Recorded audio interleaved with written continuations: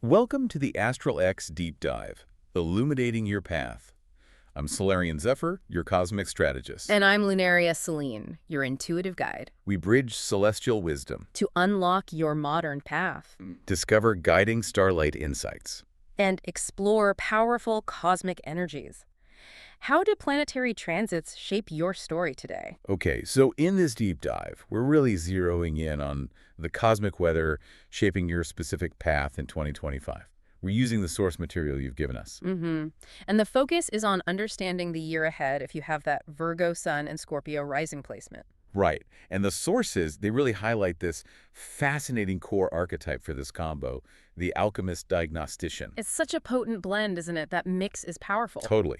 You've got the Virgo Sun, which brings this incredible ability for, well, meticulous analysis, seeing all the details, diagnosing what's off, what needs fixing or healing. Yeah, that Virgo precision, like holding up a magnifying glass to see the system, find the little fractures. But then you layer on that Scorpio Ascendant. Which is all about transformation, right? Wow. Going deep, dealing with power, intensity. So it's not just seeing the problem, like the Virgo part does. No, it's having the grit, the courage, the drive to actually transform it, fundamentally change it. Transmute it, that's the word. Exactly. You diagnose with that Virgo clarity, and then you transmute with Scorpio's power. That's the Alchemist Diagnostician. And that really sets our mission for this deep dive, using your sources. Yeah, our goal is to kind of diagnose the cosmic landscape of 2025 for you to really grasp its transformative potential for this specific chart. So how do these big planetary energies, these transits, shape your unique story this year? Let's unpack the sources. Okay, so looking at the major players for you in 2025, with that Virgo Sun, Scorpio Rising, the sources kick things off with Pluto. Pluto. Always intense. Transformation, death, rebirth, the deep stuff. Right, and Pluto is doing its final dance in Capricorn for the first part of the year, like January to May. Then it dips back later. And for this chart, Pluto in Capricorn has been hitting the third house. Correct. Your third house. So communication, siblings, your local scene, neighbors, how you think day to day. That whole immediate sphere. Exactly. And the sources use this really vivid image. They call it Pluto's karmic gravity well in your third. Wow. The karmic gravity well sounds heavy. It is. Think of it like this relentless pull dragging up buried truths, hidden power dynamics, really intense stuff from the past, the karmic piece surfacing right there in your daily life. Okay, so if conversations have felt loaded or maybe sibling stuff got really intense or even weird power things with neighbors, Yeah. that's Pluto's pull. That's likely the energy. It forces these huge shifts, these seismic shifts, the sources say. You might have seen big changes in how you talk, or maybe formal agreements, contracts, or just the hidden structures in your community. Feels uncomfortable, but sounds like necessary. Absolutely necessary for transformation. The sources do mention it previews Aquarius later in the year, like Nova Deck. Right, hinting at, what was it, quantum entanglement? Yeah, with new ideas, bigger networks. That's more the 11th house vibe coming later. But the real intensity early on. It's right there in the third house, dealing with the immediate, the suppressed. Okay, intense start. What's next on the celestial agenda? Next up, we've got Saturn still making its way through Pisces. Saturn in Pisces. And for this chart, that lands in the fifth house. Exactly, your fifth house. So creativity, self-expression, romance, fun, kids, you know, where you shine. Right, where you put yourself out there. And Saturn brings structure, tests, discipline, maturity, while Pisces is, well, it's dreams, intuition, flow, sometimes confusion, dissolving boundaries. So Saturn, the planet of form and limits, Yeah. wading through watery, formless Pisces in your house of creativity and joy. That sounds like a bit of a clash. It's definitely a core challenge. The sources describe it really well, actually. They talk about Saturn's structural resonance, like its need for form, meeting Neptune's quantum fluidity. Yeah. Neptune rules Pisces, so its energy is strong there. Okay, structural resonance meets quantum fluidity, so the challenge is? Grounding your dreams, taking those creative visions, those heart-centered desires from Pisces, and actually making them tangible, real, giving them Saturnian form. And thinking about the Virgo Sun here, that tendency towards self-criticism, perfectionism. Oh, definitely. Saturn the fifth could really amplify that, couldn't it? Yeah. Make it hard to even begin creating if it's not going to be perfect. Precisely. That's a key test. Can you dissolve that inner critic, that rigid Virgo judge?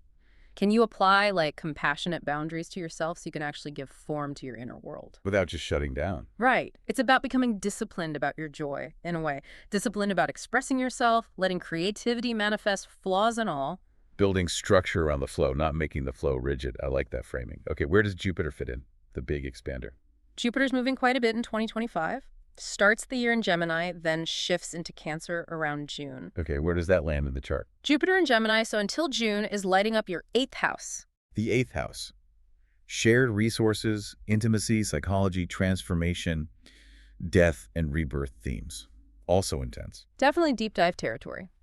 The sources call this Jupiter phase information entanglement in the 8th. Information entanglement. It expands your grasp of these complex areas. So opportunities or big insights might pop up around joint finances, maybe deep psychological patterns, inheritances, or just getting real about intimacy. Like a magnifying glass on the subconscious. Yeah. And shared stuff. Yeah, illuminating things that were maybe hidden or taboo and bringing growth there. So the first half of the year, potential for big revelations or growth in those shared deep zones. Exactly.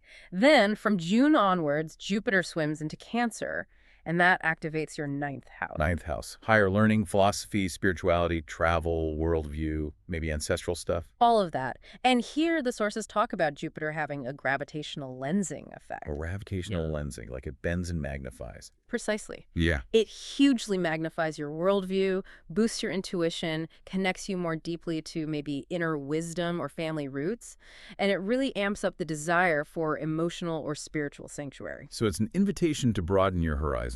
Big time. Not just physically, but mentally, spiritually. Seeking wisdom through feeling, through intuition, that watery Cancer wisdom. Okay, so second half of the year feels more like this. Yeah. Outward or upward expansion. Finding a bigger sense of meaning, maybe. Very much. And finally, weaving through the year, we have the eclipses. 2025 sees them on the Aries-Libra axis. Eclipses always feel like cosmic shakeups. Sudden changes, fated events. They really are powerful agents of change. The sources call them reality phase shifts. Reality phase shifts, I like that. For your chart, the key ones are March 29th in Aries and September 17th in Libra, and they land directly on your 4th house, 10th house axis. Whoa, that's foundational. Private life, home, family, roots the 4th versus public life, career, reputation, legacy the 10th. Exactly. So eclipses here force a major recalibration. Often feels sudden, you'll likely feel a tension, or maybe face a necessary choice between your home life and your public path. Can't keep them separate anymore. That's the message. They demand authentic integration.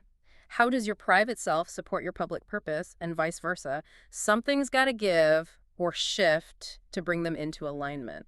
Wow. Okay, so summing up the big energies for 2025, we've got confronting truths in your immediate world with Pluto.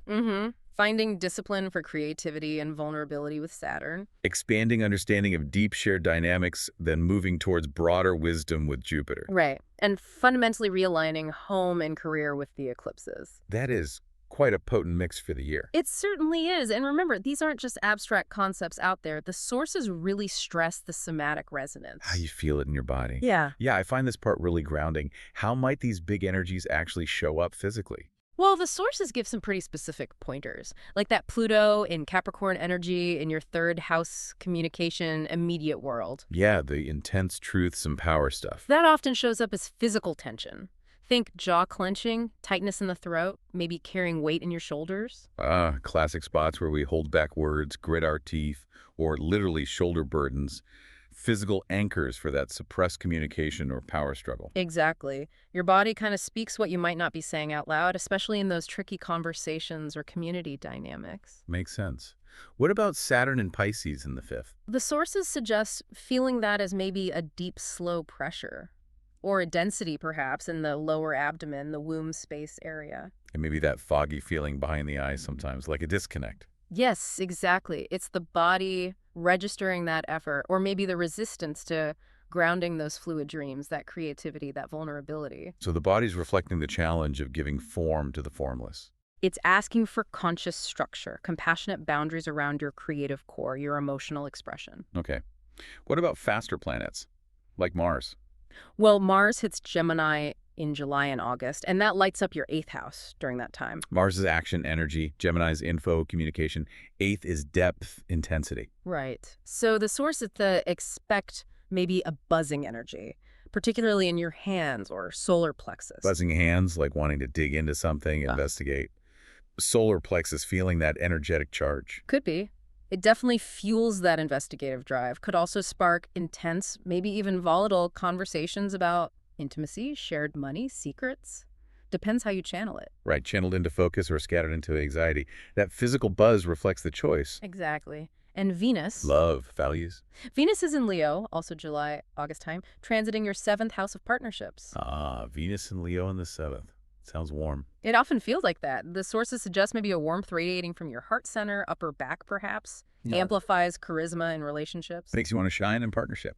Yes, but here's the Virgo Sun nuance. Ah, the self-critique. Could kick in. Feeling pressure to perform perfectly in the relationship, which might create some tension alongside that warmth. Feeling open-hearted, but also judging your own performance. It shows how layered these feelings can be. It really does. And these patterns, this whole Alchemist Diagnostician archetype, it's not isolated. Yeah. It has echoes, resonances in history and culture. The sources point this out. Right, connecting it to real figures, cultural examples. Who embodies this Virgo precision Scorpio depth thing? Well, the sources bring up Maria Curie. Her chart's complex, obviously, but she had a Virgo sun and some powerful scorpionic element. The scientist. Radioactivity. Exactly. Think about her process. Incredible Virgoan meticulousness in the lab, right? Painstaking work, diagnostic rigor. Definitely. But what was she working with? Hidden, powerful, dangerous forces, radioactivity. That's very scorpionic, Plutonian. Facing shadow, transforming base materials, pitch blend, into something revolutionary, even with healing uses like radium. She diagnosed a hidden power in matter. Yeah. And transformed the world with it.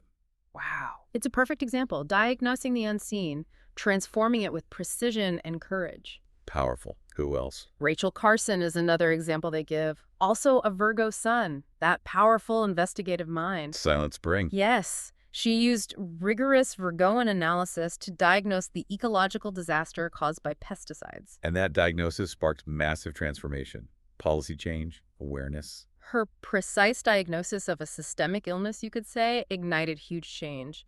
So their lives really show the potential, right? Combining your Virgo analysis with that Scorpio capacity for deep truth and change, it can be world-altering. So impactful. What about cultural parallels? The sources make some interesting connections, like comparing this energy to Clarice Starling meeting Sybil Dorset. Okay, Clarice from Silence of the Lambs.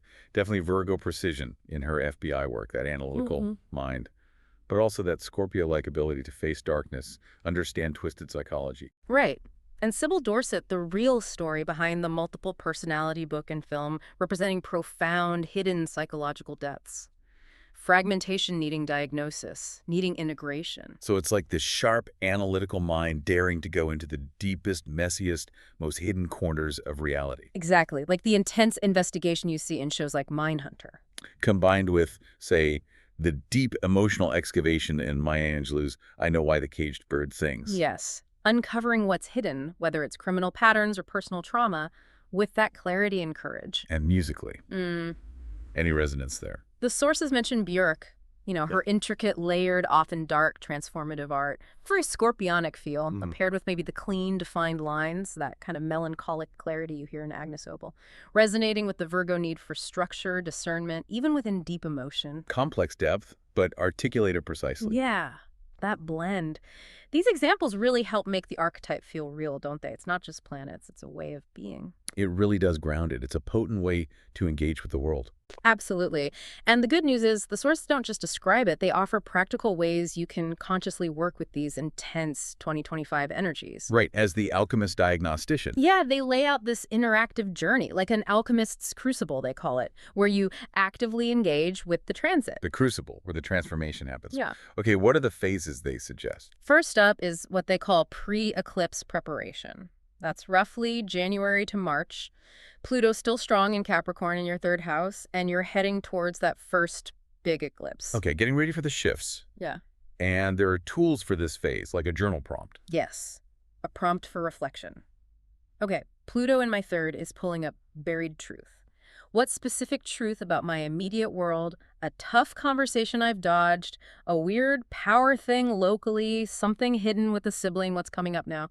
What Virgo diagnosis and Scorpio courage does this need?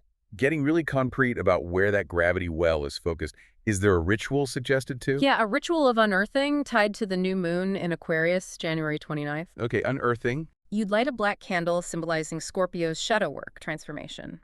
Write down that truth or power dynamic you identified. Then you bury the paper in a pot of soil that's the Virgo earth element, grounding it. Right. Then plant basil seeds for clarity, maybe, or mint for communication over the buried paper. And as you plant, state an intention like, I unearth this shadow to nurture new growth. Water it consciously. A symbolic act of bringing the hidden out, transforming it. I like that. And an embodiment practice. Grounding the depths. You stand, feeling your feet on the ground. Place one hand on your throat jaw area where that third house Pluto tension might sit, and the other hand on your lower belly, connecting to your power center. Okay. Breathe in deep, feel your belly, then exhale slowly, making a soft ha sound, consciously releasing tension in the jaw and throat. Visualize roots growing down from your feet, grounding all that intense Pluto energy into the earth. Maybe repeat 5 times. Concrete ways to handle that earlier intensity. Yeah. What's the next phase the sources outline? Phase 2 is the Great Recalibration, roughly March through September. This is dominated by those big Aries-Libra eclipses hitting 4th and 10th houses. The home versus career axis. And Saturn in Pisces in the 5th is still a major theme, too. Sounds like this is all about finding balance. What's the journal prompt here? Good question. For reflection, especially after that March 29th eclipse. Okay, this eclipse is pushing a reset between my 4th house root home and my 10th house career destiny. How specifically did it highlight a conflict or imbalance? What old structure in my foundation may be a family pattern, an old belief about security, an unhealthy home habit? What needs to crumble so my authentic public self can emerge, or so my career path actually supports my inner life? Really pinpointing where that reality phase shift is hitting home, literally and figuratively, and a ritual for this phase. For the Libra full moon eclipse, September 17th, they suggest a ritual of the sacred axis. Sacred axis. You create 2 simple altars or spaces. One represents home private self, put personal items there, comfort things. The other represents career public self, symbols of work, goals.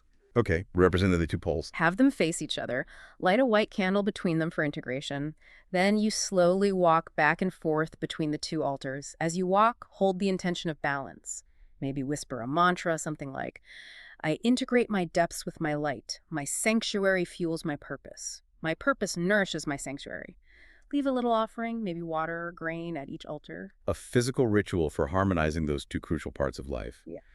And the embodiment exercise. Saturn's fluid structure. You sit comfortably, hands on your lower abdomen, connecting to that 5th house area where Saturn in Pisces is working. Right. Inhale deep and imagine you're breathing in Saturn's structure like a supportive grid, maybe? Exhale slowly, imagining Neptune Pisces fluidity like gentle water, softening that structure. Feel them coexist, form and flow. Structure and surrender. Breathe like that for 5 cycles or so. Finding that sweet spot between rigidity and chaos in your creative and emotional self. Okay, that's the final phase. The last phase is Jupiter's expansion and Pluto's preview. This covers roughly May through December. It's when Jupiter moves into Cancer, expanding your 9th house, and Pluto gives that sneak peek into Aquarius. Jupiter in the 9th. Sounds like a call to expand wisdom, intuition. What's the prompt for this time? For reflection, especially around June 25th when Jupiter enters Cancer, Jupiter in my 9th is broadening my vision. What intuitive hit is trying to get my attention? What ancestral wisdom feels important right now? Is there a spiritual path or quest calling me towards deeper emotional safety or sanctuary?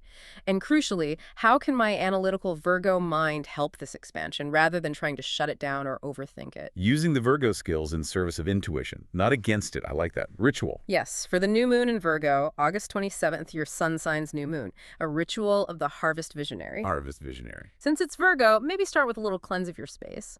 Light a green candle for growth, abundance. Write down your biggest vision related to wisdom, travel, spirituality, whatever the 9th house expansion feels like for you. Place that written vision under a bowl of water. That's the Cancer-Jupiter 9th element. Maybe add a moonstone or pearl to the water for intuition. Say an intention, I harvest clarity to nurture my boundless vision. My wisdom deepens, my sanctuary expands.